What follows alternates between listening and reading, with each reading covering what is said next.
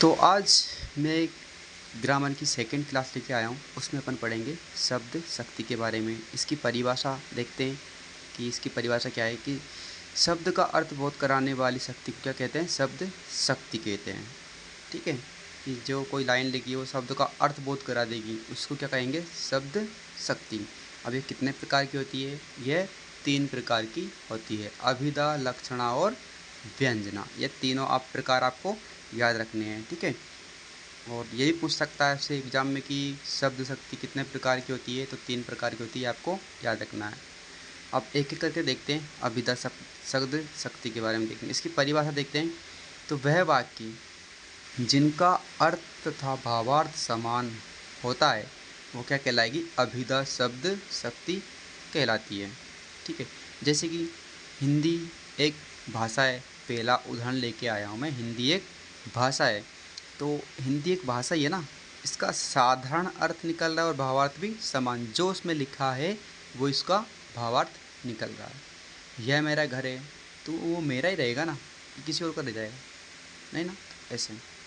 ठीक है, तो इसका साधारण अर्थ निकलेगा और भावार्थ जो लिखा है वैसा ही वो है।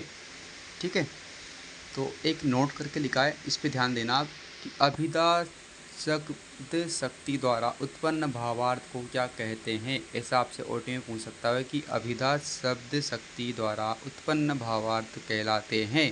तो आप क्या बताओगे? वाच्यार्थ। ठीक है, इसको आप याद रखना।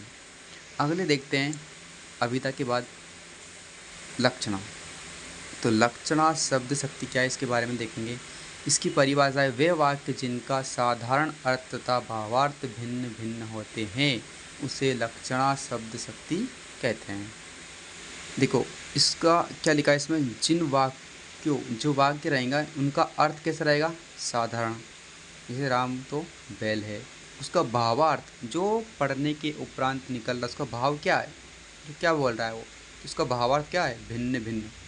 मतलब जो पढ़ रहा है वो वैसा है नहीं कि राम का बैल है, तो ये मतलब इसका भावार्थ अलग निकल जाएगा। बैल का भावार्थ उसका कि रामू बैल है, मतलब बुद्धि उसमें दिमाग नहीं है, ऐसा कुछ निकल रहा है उसका। ठीक है, कोई टीचर है कहा रामू तू क्या बैल है क्या, तो तुझे इतना मतलब बिल्कुल भी याद नहीं होता, तो ऐसे कुछ रामू बैल है।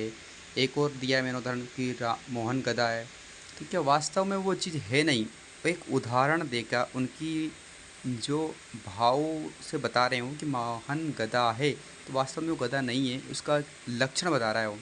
जैसे कि मूर्ख है, मूर्ख उसका लक्षण होगा राम का, मोहन का। ठीक है, ऐसे मैंने नोट करके लिखा है कि लक्षणा द्वारा उत्पन्न भावार्थ कहलाते हैं लक्षणार्थ। ये भी आपको याद रखना है।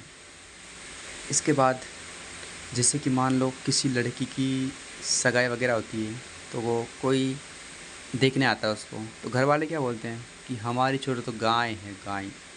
तो क्या वास्तव में वो गाय होती है?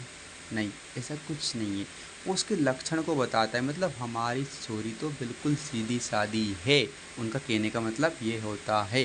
तो आपको समझ आ गया है। ठीक है, आगे बढ़ते हैं। व्यंजना शब्द शक्ति के बारे में देखते हैं अपन अभी। तो इसकी परिभाषा क्या है? इसकी परिभाषा है वह वाक्य जिनका साधारण अर्थ तथा भावार्थ पाठक या श्रोता अपने अनुसार अलग अलग निकालता है। वहाँ पे क्या आएगी? वहाँ पे आ जाएगी आपकी व्यंजना शब्द शक्ति। इसमें देखते हैं कि जैसे कि मान लो तुम सो रहे हो घर पे, ठीक है, पापा बोलते हैं या मम्मी बोलती है आपकी कि सुबह हो गई है, तो मतलब उसका मतलब सुबह हो गई है। तो अब उनका कहने का मतलब है कि सुबह हो गई है, तुम उठ जाओ।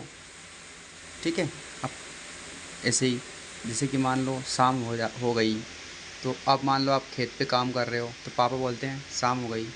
तो उनका मतलब कहने का मतलब उनका जो पाठक होता है या श्रोता होता है उनके अनुसार कि शाम हो गई है। अब आपको समझ आना चाहिए कि पापा क्या बोल रहे हैं कि शाम हो गई है, तो आपको समझ आना चाहिए कि बेटा शाम हो गई है, अब घर पे चलना है काम करके, इस प्रकार।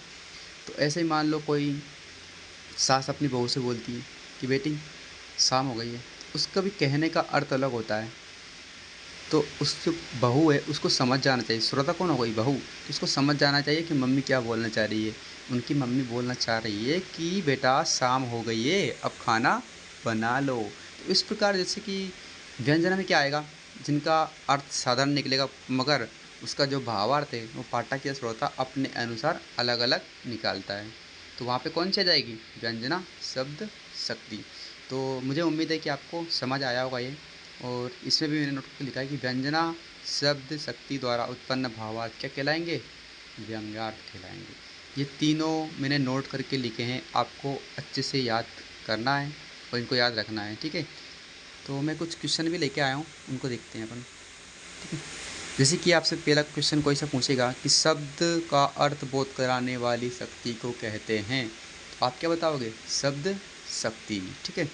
इसी प्रकार दूसरा प्रश्न है, किसी वृत्ति या व्यापार कहते हैं, किसे कहते हैं वृत्ति या व्यापार? तो शब्द शक्ति को ही वृत्ति या व्यापार कहते हैं। ये आपको याद रखना है, ये सारे पूछे गए सवाल है, ठीक है। उसके बाद तीसरा है, शब्द शक्ति के कितने भेद होते हैं? तो ये मैंने आपको स्टार्ट में बता दिया कि शब्द शक्ति कितने भेद होते हैं? 3 भेद होते हैं। कौन कौन से? अभिधा, लक्षणा और व्यंजना, ठीक है। आपको जैसे कि उदाहरण दे देगा वो कि तुम बैल हो, इसमें कौन सी शब्द शक्ति है? लक्षणा। सुबह हो गई है, इसमें कौन सी शब्द शक्ति है? तो कौन सी आएगी? व्यंजना। और हिंदी एक भाषा है, ऐसे मतलब एक वाक्य दे देगा और पूछ लेगा आपसे कि इसमें कौन सी शब्द शक्ति आती है, इस प्रकार पूछ सकता है। एक मैंने 5वां क्वेश्चन लिखा है कि मुहावरे और लोकोक्तियाँ होती है, इसमें किस शब्द शक्ति का प्रयोग होता है? तो आपको बताना है लक्षणा। जो मुहावरे होते हैं उसमें और लोकोक्तियाँ होती है उसमें किसकी शब्द शक्ति का प्रयोग होता है? लक्षणा का, ठीक है। तो मुझे उम्मीद है आपको समझ आया होगा और मैं तीसरी क्लास जल्दी लेके आऊँगा। तो इतना ही, ठीक है। आप आगे आपकी तैयारी अच्छे से करिए, अच्छे से पढ़ाई करो, ठीक है। Bye bye.